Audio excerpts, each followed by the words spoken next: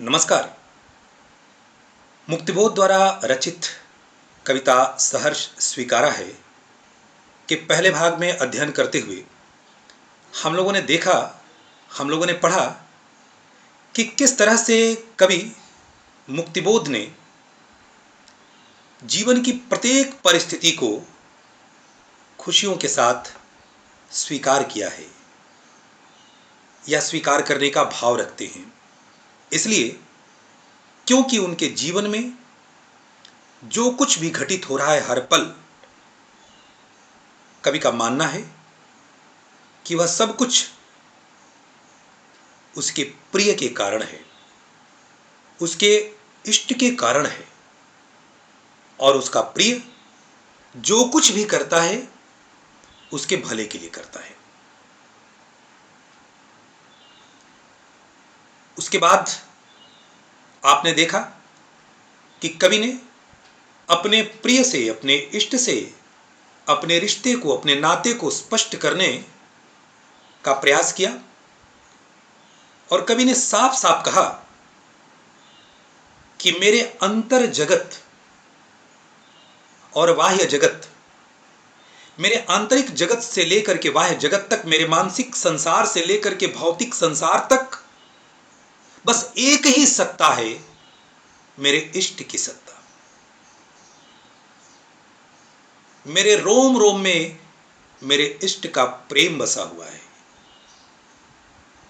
मन के अंदर से लेकर के संसार के कण कण में, इस भौतिक जगत में सिर्फ और सिर्फ प्रिय ही है। उसके प्रेम की धारा मेरे अंदर प्रवाहित होती रहती है, और उसका मुस्काता खिला हुआ चांद के समान चेहरा मेरी आंखों को, मेरे मन को तसल्ली प्रदान करता है, शांति प्रदान करता है। अब आगे दूसरे भाग में कवि अपने उसी इष्ट को भूलने की चेष्टा करता है। समझने का प्रयास करिए कि जिस इष्ट के कारण, जिस इष्ट, जिस प्रिय के सारी चीजों को वो खुशियों के साथ स्वीकार करता है, उसी प्रिय और उसी इष्ट को भूलने की बात कह रहा है। विरोधाभास की स्थितियां हैं, और कवि कह रहे हैं कि सचमुच मुझे दंड दो कि भूलूं, मैं भूलूं, मैं तुम्हें भूल जाने की। दक्षिण ध्रुवी अंधकार अमावस्या शरीर पर, चेहरे पर, अंतर में पालू मैं, झेलू मैं, उसी में नहा लूं मैं। लोग पुरस्कार मांगते हैं, लेकिन कवि दंड की याचना कर रहा है, सजा की याचना कह रहा है। कवि अपने उसी इष्ट से, उसी प्रिय से दंड की याचना करता है, और कह रहा है कि मैं सत्य कह रहा हूं, सच्चाई कह रहा हूं कि ऐ मेरे इष्ट, ऐ मेरे प्रिय, तुम मुझे दंड दो, तुम मुझे सजा दो। कौन सा दंड? तुम्हें भूल जाने का। ऐसा दंड मैं जिसमें तुमको भूल जाऊं। क्योंकि जाहिर सी बात है कि जिसके बगैर जीवन का एक पल भी नहीं गुजरता हो, हमारे मानसिक जगत से लेकर के भौतिक जगत तक जिसकी सत्ता हर पल बरकरार हो, जिसके कारण हमारे जीवन में प्रकाश हो, हमारे जीवन की खुशियां हो, उसे भूलना किसी दंड से कम नहीं होगा। इसलिए उस दंड की बात कर रहा है कि ऐ प्रिय, ऐ मेरे इष्ट, तुम मुझे दंड दो कि मैं तुम्हें भूल जाऊं। तुम्हें भूल जाने की सजा कैसी होगी? दक्षिण ध्रुवी अंधकार, दक्षिण ध्रुव के समान घनघोर अंधेरा, जहां पर 6 मास तक सिर्फ अंधेरा ही होता है, रोशनी की कोई किरण नहीं होती है, कोई उम्मीद नहीं होती है।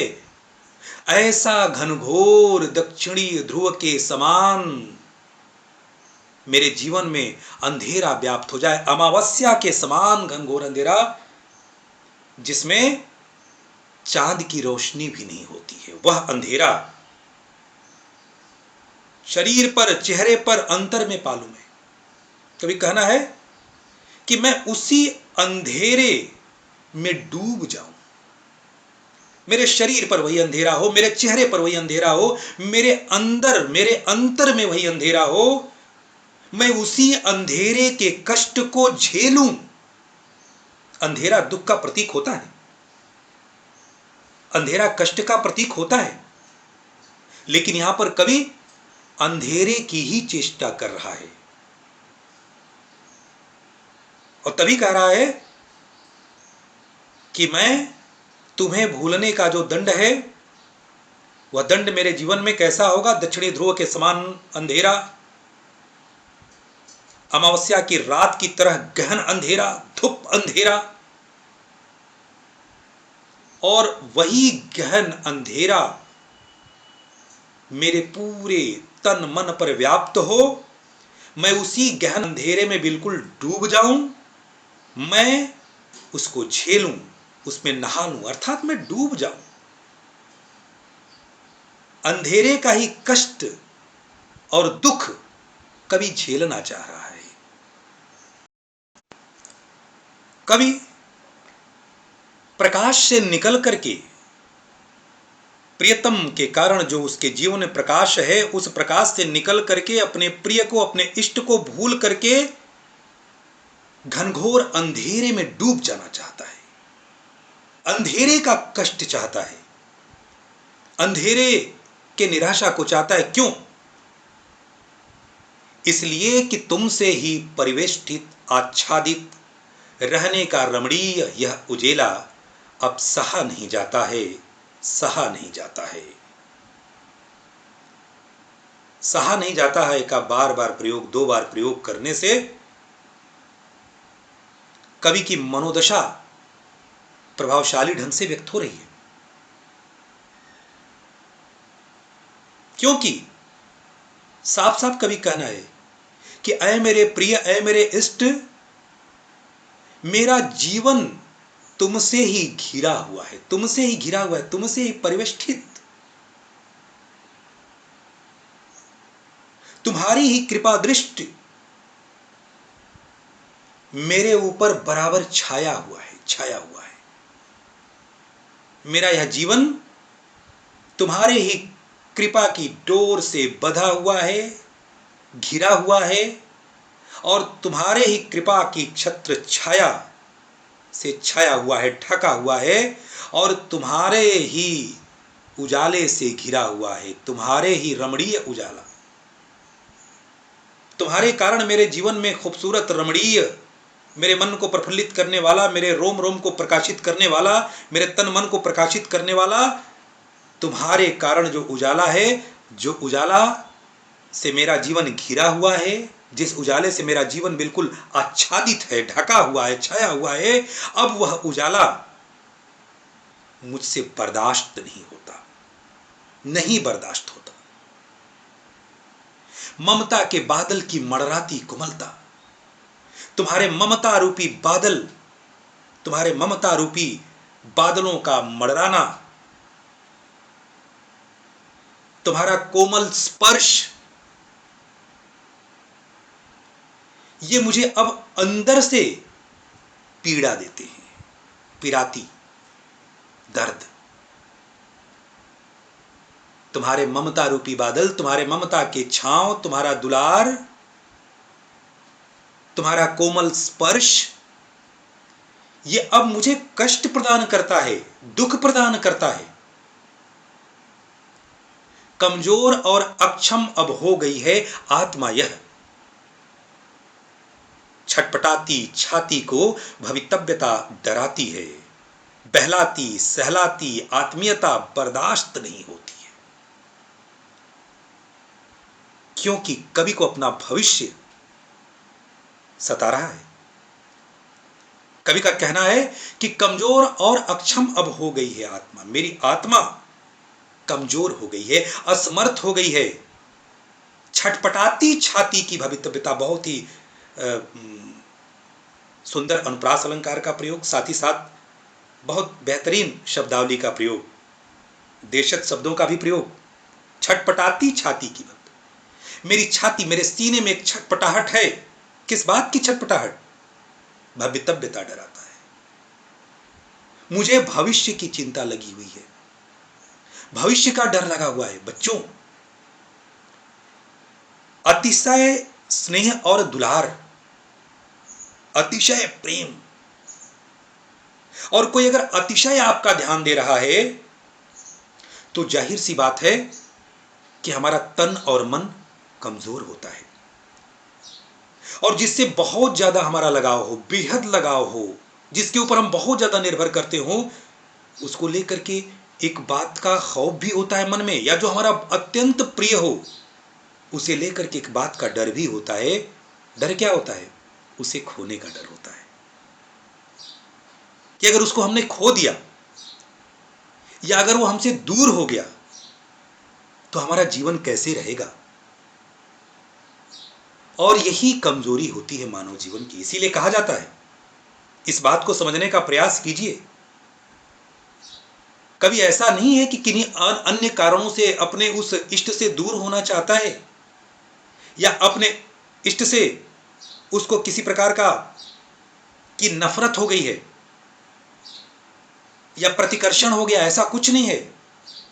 सिर्फ इसलिए कि कभी को अपना वजूद, अपना अस्तित्व, अपनी आत्मा और आत्मबल खतरे में महसूस हो रहा है, क्योंकि कभी पहले ही कह दिया कि मेरे जीवन में पल पल जो कुछ भी घटित हो रहा है, मेरी धड़कन, मेरे आंतरिक जगत से लेकर बहिर् जगत तक, सब जगह उस मेरे इष्ट की सत्ता है। उसी का प्रकाश, प्रकाश मतलब खुशियां,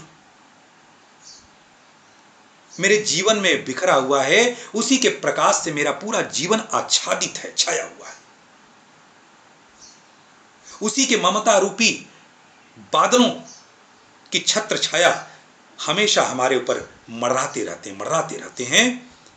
किंतु कवि को अब यह भय लग रहा है कि वह अंदर से कमजोर हो रहा है, वह अक्षम हो रहा है, वो पर निर्भर होता जा रहा है। और कभी अगर उसका वह प्रिय, उसका वह इष्ट उससे दूर हो गया तो फिर उसका खुद का जीवन बहुत मुश्किल में पड़ जाएगा।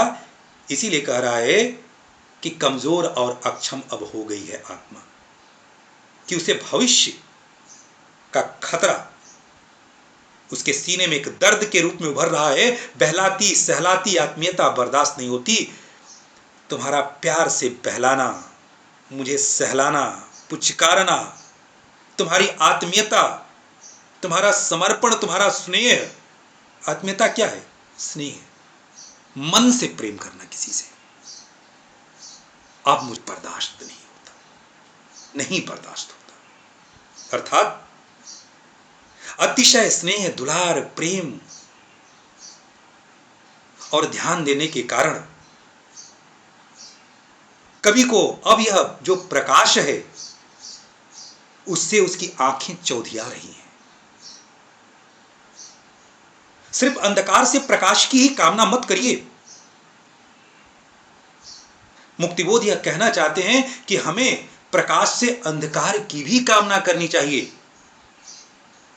सिर्फ सब कुछ याद करके दिमाग में, मस्तिष्क में समेट लेने की कामना मत करिए, बल्कि हमें भूलने का भी प्रयास करना चाहिए और हमारे अंदर भूलने की भी क्षमता होनी चाहिए। किसी की याद को याद करके अगर जी सकते हैं तो उसके भूल को भी हम जी सकते हैं।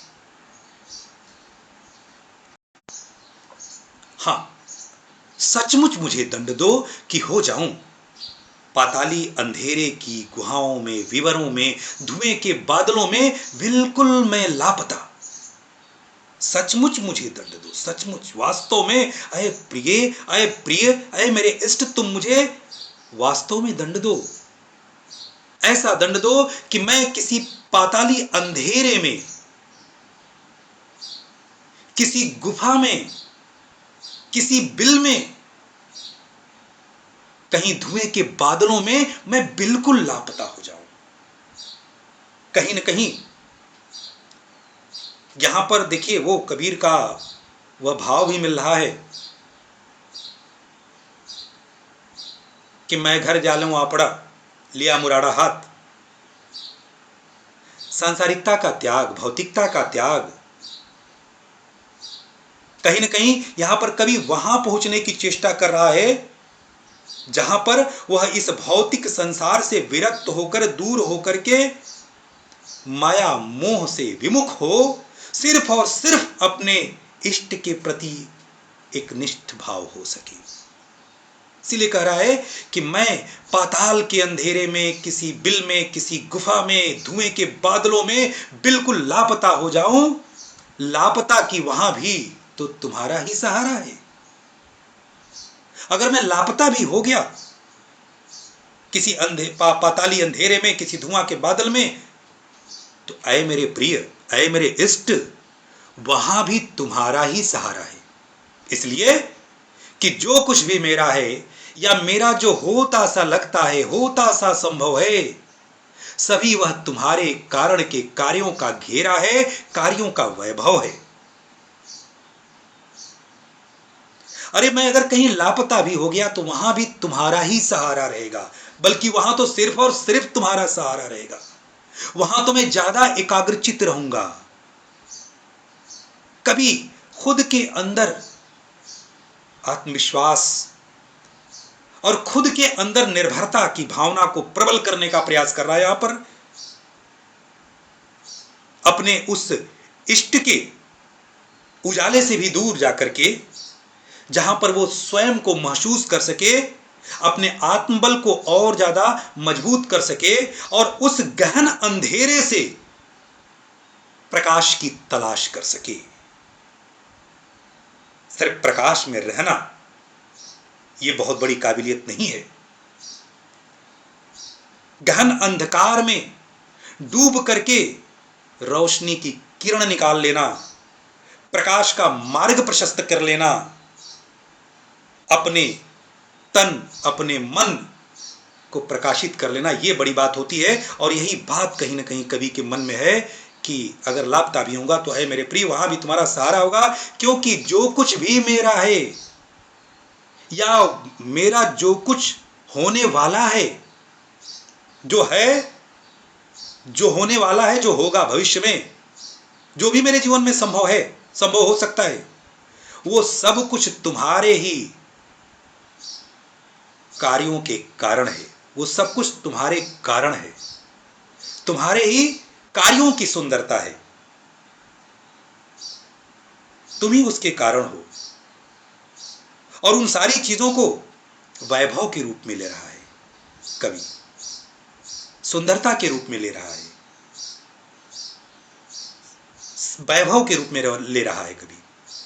अब तक तो जिंदगी में जो कुछ था, जो कुछ है, सहर्ष अब तक तो मेरे जीवन में जो कुछ भी था, जो कुछ भी है अब तक मेरे जीवन में, वो सब कुछ तुम्हारे कारण ही है। और उसको हमने खुशियों के साथ स्वीकार किया है, इसलिए कि जो कुछ भी मेरा है वह तुम्हें प्यारा है। क्योंकि जो कुछ भी मेरा है, जो कुछ मेरे जीवन में घटित हो रहा है या जो कुछ घटित होगा, इस प्रकाश के बाद अगर अंधेरे में भी जाऊंगा तो ऐ मेरे प्रिय, वो तुम्हारे ही कारण होगा, वो तुम्हारी ही चाहत होगी। इसीलिए कवि अपने प्रिय से दंड की याचना करता है कि ऐ मेरे प्रिय, ऐ मेरे इष्ट, तुम मुझे दंड दो, और दंड दो कि मेरे जीवन में चारों तरफ सिर्फ और सिर्फ अंधेरा हो, मैं सबसे दूर, सबसे विरक्त हो करके गहन अंधेरे में आत्मचिंतन कर सकूं, आत्मदीप को जला सकूं। क्योंकि हर परिस्थिति में, हर जगह तुम्हारा स्नेह और तुम्हारे स्नेह के बादल मेरे ऊपर मंडराते रहेंगे। धन्यवाद।